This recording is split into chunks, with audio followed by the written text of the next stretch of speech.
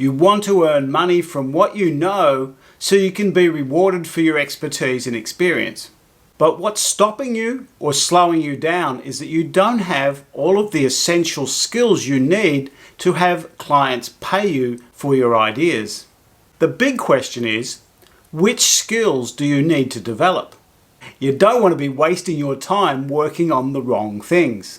In this video, I'll share the top 10 skills every thought leader needs to build.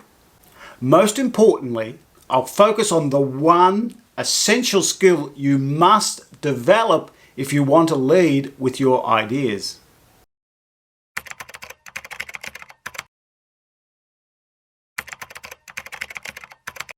When people ask me, say, how do you make it in show business or whatever? And what I always tell them, I've said it many years, and nobody ever takes note of it because it's not the answer they wanted to hear. What they want to hear is, here's how you get an agent, here's how you write a script, here's how you do this, But I always say, be so good they can't ignore you. Steve Martin is telling you to get good. Great, but at what? To be an influential, impactful thought leader who earns good money, what do you have to be good at? I've given this a lot of thought over the years because that's the exact challenge that I've been facing for myself. And here's my top 10 list of leadership skills I think you need to develop. In the video Thought Leader Strategy, I shared the 3 essential things every thought leader needs to build. Thought leaders need to build capital in 3 areas. They need to grow a business, so it's financial capital. They need to generate ideas, which is intellectual capital. And they need to build their personal, people, social network, which is social capital. It follows that you need to build skills across these 3 areas. You need money skills, you need ideas skills, and you need people skills. I've picked 3 skills in each of these 3 areas for you to focus on. In the area of money, you need to build selling skills. You need to be able to sell yourself and your ideas. And that includes pitching. You need to know how to pitch an idea so people can hear it. And most importantly, you need to be organized. Running your own business requires a lot of self-organization. In the area of idea skills, you need to be able to learn. If you're not learning, you're not staying ahead of your clients. You need to be able to share what you're learning in ways that other people can grasp them and use them.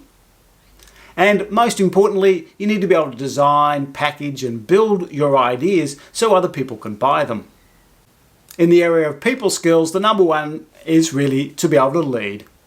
And that starts with leading yourself. If you can't lead yourself, then there's no hope of you leading anybody else. Next, you need to be able to partner, to work with and collaborate with other people, including your clients. And number 3 is to converse. You need to know how to manage and lead and direct conversations. That's 9 essential skills. And yes, I know I promised you 10, and there's one more to come. This is the essential skill that I think every single person on the planet needs to develop. It's the all-purpose Swiss Army knife of skills, and it's mindfulness, the ability to put your attention on things that matter. It's the key to being happy, it's the key to being healthy, and it's the key to developing loving relationships. What do you think? Which of those 10 skills do you agree with?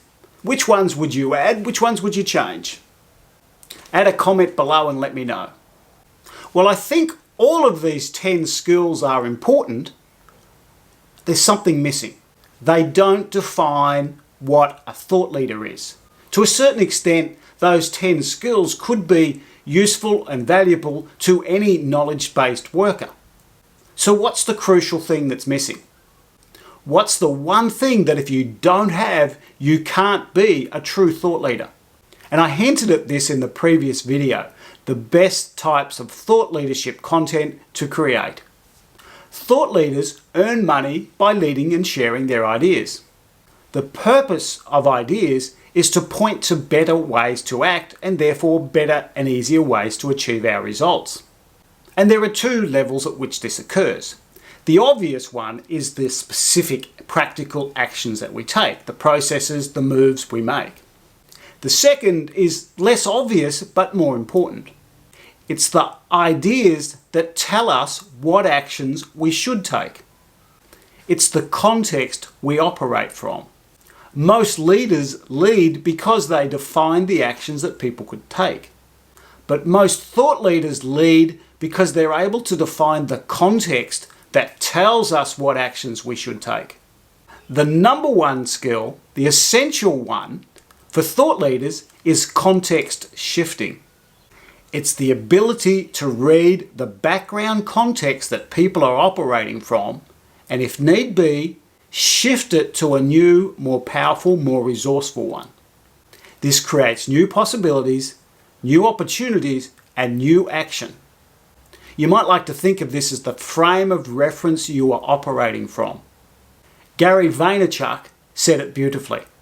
If content is king, then context is God. Let's look at some familiar examples of context shifting. If you're at a football match, then the social convention is that you can yell and cheer for your team and maybe even boo the opposition. But you don't do that in church and you don't do that in school. That's an example of where the context shapes the appropriate behaviour. It shapes the action we take. Another great example is humour and jokes. They work because they shift the context in unexpected ways.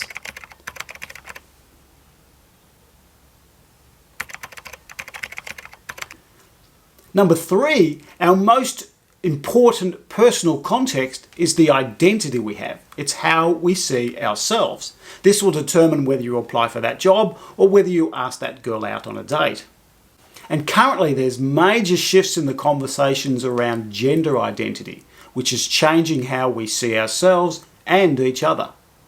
Another important conversation at the moment is a lot of people talking about purpose and values. This is another context that we can operate from. Are you living on your purpose? Are you living true to your values? Another context that we all operate from is our past, the present, and the future. Are you living in the past? Are you in the present? Or are you dwelling too much on the future? Now for the big question.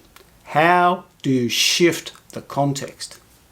There are 4 stages here. The first one is to label something. We need to label the current context. Most of the time, we're not even aware of the context that we're operating from. We're just too busy operating. We're doing stuff. We're in action. We don't stop and pause and look and reflect on what's driving this behavior. So you might have heard of a figure ground reversal. It's when the background becomes the foreground and vice versa. And that's kind of what we're doing here. We're identifying or labeling the background conversation and bring it into the foreground to discuss it. Can you see the vase or the head or both? Next, we want to define alternative. We've exposed the first context we're operating from, but what would be a better one? This might be the opposite of it, like going from light to dark or dark to light, or it might be a brand new context. You might recall this is central to content pillars that I shared this model earlier, that it's very much about when you're talking about your topic, you need to identify and build a bridge from where people are currently thinking from to where you'd like them to be thinking from. What's their current solution? What's your new wonderful solution? Third, we have to do a pitch. We actually have to pitch our context shift. We can't just throw it out there and hope people will adopt it. That's not going to work. And pitching your idea is all about managing the change. You want to go to where people are at, talk to them about what's working, what's not working, and then propose an alternative. And finally, we want to manage the adoption of the new context. If the CEO walks into the boardroom and says, "Hey, we're going carbon neutral by 2030," and then he walks out of the room, not going to happen, is it? You need to manage the implementation of that new context so it can hold some ground.